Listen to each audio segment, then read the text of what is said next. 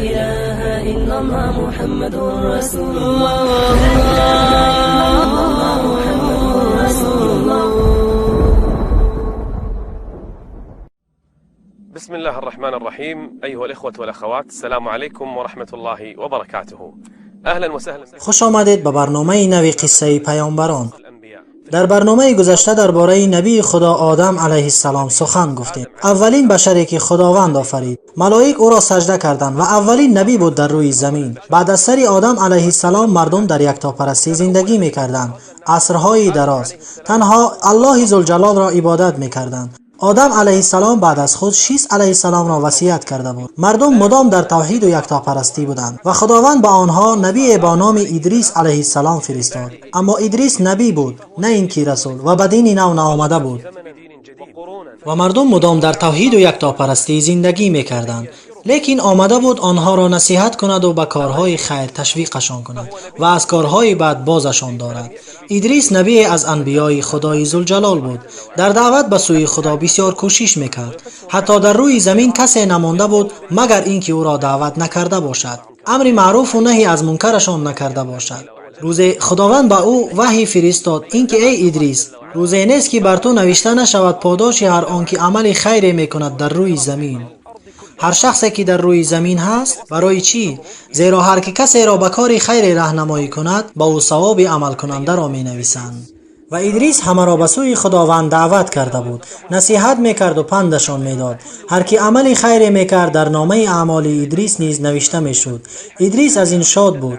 از خدا خواسته بود که عمرش را دراز کند. روز یکی از ملائک را دید. ادریس با او سخن گفت. با او گفت وقتا که ملک الموت را دیدی، از او بخواه تا گرفتن جانم را به تأخیر اندازد. ادریس میدانست که هر روز در نامه اعمالش ثواب عمل اهل زمین نوشته می شود. خوشا به این فضل و بزرگی، خوشا به این نیکبختی. این چیز انسان را در دعوت در راه خداوند دلیر می گرداند. ادریس این سخن را به ملک گفت. ملک به او گفت چرا به نزد او به آسمان نمی روی؟ من تو را به آسمان می برم و خودت به او بگو. ملک او را به آسمان دنیا برد، بعد آسمان دوم، سپس آسمان سوم، بعد آسمان چهارم. در آن ملک الموت را یافتند. ملک به او سلام داد و گفت ادریس تو را سلام می دهد ای ملک الموت. سلام او را جواب داد و گفت چی می خواهد؟ گفت ادریس می خواهد اینکه عمرش را دراز کنی، عمرش را به تأخیر اندازی. گفت چرا این را می خواهد؟ می خواهد تا که عملهایش زیاد شود. ملک الموت گفت ادریس حالا در کجاست؟ ادریس همراه من است. و ملک در آسمان چهارم بود. ملک الموت گفت سبحان الله، سبحان الله. ملک گفت برای چی؟ گفت خداوند مرا امر کرده تا روح ادریس را در آسمان چهارم بگیرم. به خود گفتم که چی طور؟ ادریس در زمین است و خدا مرا امر کرده تا روحش را در آسمان چهارم بگیرم. کاری عجیب. میبینم که به آسمان چهارم آمده است. ملکی که ادریس را آورده بود با او گفت چقدر از عمر ادریس باقی مانده است؟ گفت حتی به اندازه یک مجه زدن هم نمانده است. و خداوند روح ادریس را در آسمان چهارم به واسطه ملک الموت گرفت و مدام ادریس علیه السلام در آسمان چهارم است. حتی پیامبر صلی الله علیه و سلم در شب معراج رفتنش او را واخورد و گفت سلام بر نبی صالح و برادر صالح. واذكر في الكتاب إدريس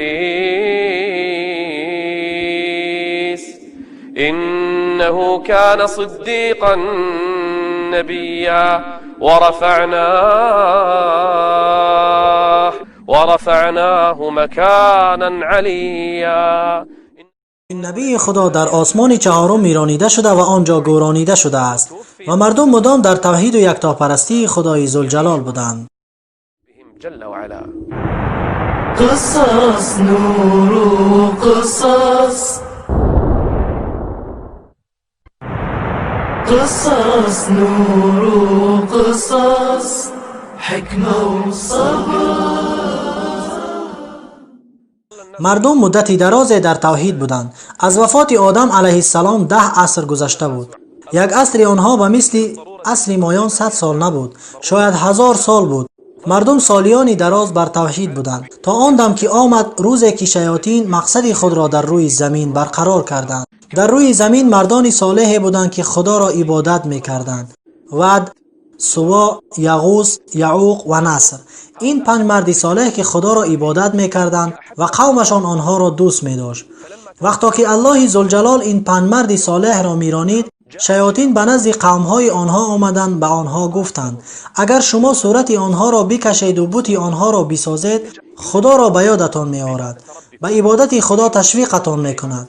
صورت‌های آنها را کشیدند، بت‌هایشان را ساختند. در اول نیتشان نیک بود، آنها را به سوی خدا می‌انداخت. برای آنها بت‌ها ساختند: ود، سوا، یغوث و یعوق و نصر. سالها پسی هم می‌گذشت تا اینکه مردم آنها را وسیله قرار دادند. سپس از آنها برکت‌ها خواستند. بعدها آنها را بزرگ داشتند و عبادتشان کردند. اولین چیزی که در برابر خدا پرستش شد ود بود. از این سبب مردم را عبدود نام می‌کردند. این ود مردی صالح بود، لیکن او در برابر خدا پرستیده شد. پس خداوند اولین رسولش را بر روی زمین فرستاد تا اینکه دینی نو را جاری کند. کی بود او؟ او نوح علیه السلام بود. لقد أرسلنا نوحا إلى قومه فقال يا قوم اعبدوا الله يا قوم اعبدوا الله ما لكم من إله غيره يا قوم اعبدوا الله ما لكم من إله غيره إني أخاف عليكم عذاب يوم عظيم. جماعتی از بزرگان قوم، سرداران و حاکمان و بایها، سرورمندان و چهره‌های قوم اولین کسانی بودند که در روبروی نوح علیه السلام ایستادند، چون همیشه عادت پیامبران این است که بزرگان قوم ضدشان می‌برایند. بزرگان قوم به نزد نوح علیه السلام آمده گفتند: آیا می‌دانید که چی گفتند به نوح علیه السلام؟ گفتند: ای نوح، آن راهی که ما را به سویش می‌خوانی گمراهی بیش نیست. قالوا لنراك. کی گفت؟ قال الملأ من قومه إنا لنراك في ضلال وليس أي ضلال في ضلال مبين.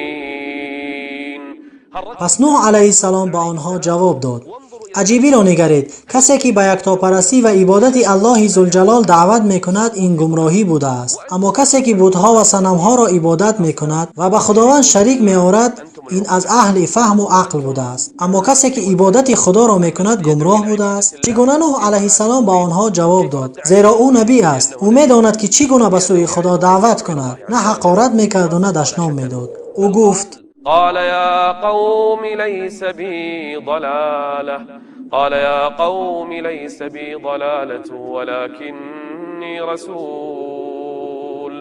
ولكني رسول من رب العالمين أبلغكم رسالات ربي وأنصح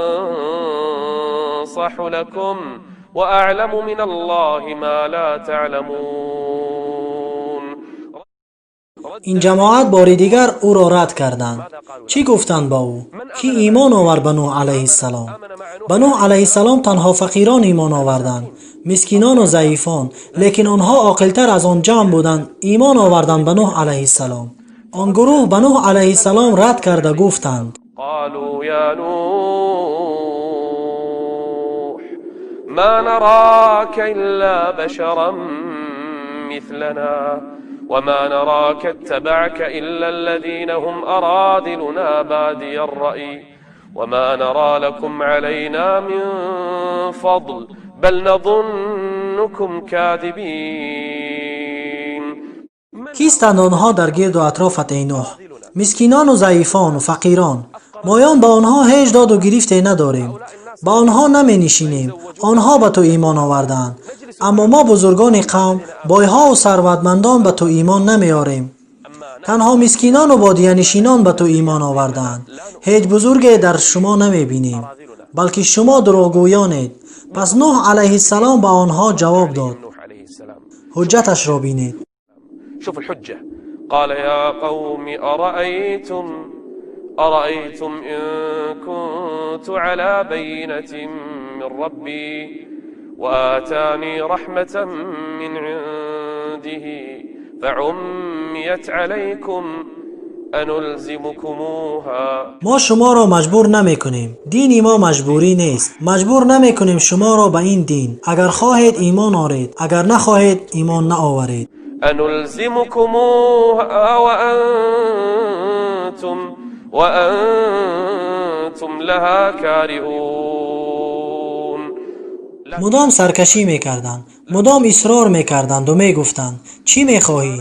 مال میخواهی؟ مالت میدهیم. قال يا قوم لا أسألكم عليه مالا إن أجري إلا على الله. این ضعیفان و مسکینان و فقیران رو میبینید؟ وما أنا بطارد الذين آمنوا إنهم ملاقو ربهم ولكني أراكم قوما تجهلون. شما در جهالت هستید. شما نمیفهمید. آن فقیران و مسکینانی که در اطراف من هستند، آنها نماز میخوانند، به خدا سجده میکنند و به بت‌ها و صنم‌ها و خدایان شما ایمان ندارند. آیا این مسکینان را میبینید؟ اگر آنها را ترک کنم خداوند مرا عتاب میکند. و یا قوم من ینصرنی من الله ان طردتهم افلا تذکرون. پند گیرید، آگاه باشید، سری عقل آیید. اگر این ضعیفان را ترک کنم الله ذوالجلال عقابم میکند. کی مرا از خداوند نجات میدهد اگر آنها را ترک کنم؟ آیا پند نمیگیرید؟ سپس به آنها گفت که من ملک نیستم و غیب را نمیدانم و خزینه آسمان و زمین در دست من نیست. من انسانم مثل شما، لیکن اولین رسولی هستم که خداوند به سوی شما فرستاده است تا که خدا را یگانه عبادت کنید، زیرا که من میترسم از عذاب روز قیامت. یوم عظیم.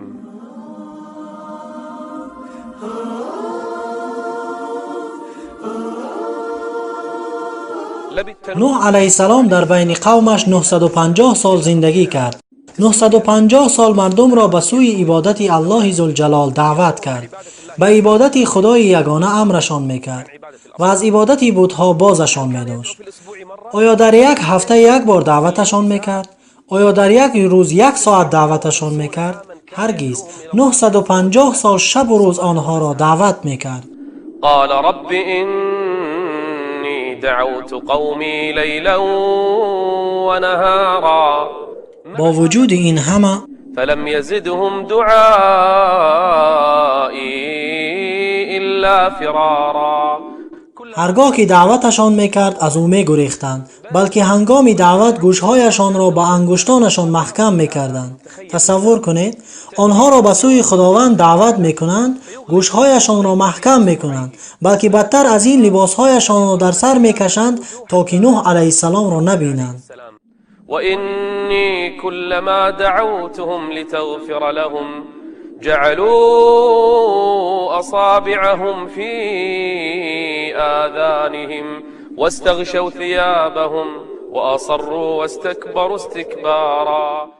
با چند روش نوح علیه السلام آنها را به سوی خداوند دعوت میکرد. هیچ روشی را ترک نکرده بود. آنها را دعوت میکرد تا که آمرزیده شوند، اما آنها انگشتان در گوشت، لباسها در روی میکردند، میگریختند، کبر میورزیدند، سرکشی میکردند. ثم إني دعوتهم جهارا ثم إني أعلنت لهم وأسررت لهم إسرارا. به روش نوح علیه السلام نگاه کنید. گفت اگر خدا را عبادت کنید و از او عذر خواهید، پاداش نیکی دنیا و آخرت را صاحب میشوید. فقلت استغفروا ربكم إنه كان غفارا يرسل السماء عليكم مدرارا ويمددكم بأموال وبنين ويجعل لكم جنات ويجعل لكم أنهارا. اگر دنیا و آخرت را میخواهید، ما لكم لا ترجون لله وقارا. چرا عبادت نمی کنید خدایی را که شما را آفرید؟ با وجود این همه آنها یک پادشاهی داشتند و این پادشاه آنها را از گوش کردن سخنان نوح علیه السلام بازشان می داشت، بلکه به عبادت بت‌ها امرشان می کرد. قال رب أنهم عصوني واتبعوا من لم يزده ماله وولده إلا. این پادشاه مالی بسیار داشت، فرزندان بسیار داشت که آنها را به سوی عبادت غیر خدا امر میکرد. واتبعوا من لم يزده ماله وولده إلا خسارا ومكروا مكرا كبارا. مردم را به عبادت بتها تشویق میکرد. ود، سوا و یغوث و یعوق و نصر. وقالوا لا تذرن آلهتكم ولا تذرن ودا ولا سواعا ولا يغوث ويعوق ونسرا وقد أضلوا كثيرا ولا تزد الظالمين إلا ضلالا. نوح علیه السلام دعوتش را دوام میداد. آنها را به سوی خداوند دعوت میکرد، اما آنها در سرکشی و کبرشان بودند، بلکه بعد از 950 سال نزد نوح علیه السلام آمدند. این احمقی را بینگرید. قالوا يا نوح قد جادلتنا فأكثرت جدالنا فأتنا بما تعدنا. کنی آن عذابی که ما را از آن عذاب می ترسانی. قریب 1000 سال است که ما را می ترسانی، اما ما هیچ چیزی را در این مدت ندیده ایم. ای نوح، کنی آن عذابی که تو می گویی. قالوا يا نوح قد جادلتنا فأكثرت جدالنا فأتنا بما تعدنا إن كنت من الصادقين. اگر راست میگویی میخواهیم این عذاب را بینیم. نوح علیه السلام ناامید نشده بود. 100 سال، 200 سال، 950 سال گذشت، اما او از قومش ناامید نشده بود. او را مسخره میکردند و میگفتند فأتنا بما تعدنا إن كنت من الصادقين. نوح علیه السلام به آنها جواب داد با تمام باوری و با تمام جرأت. قال إنما يأتيكم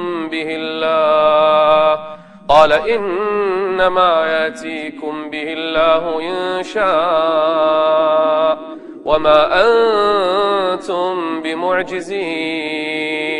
هرگز خدا را عاجز کردن نمیتوانید. اگر خدا بخواهد عذابش را میفرستد. این عذاب شما را اصابت میکند.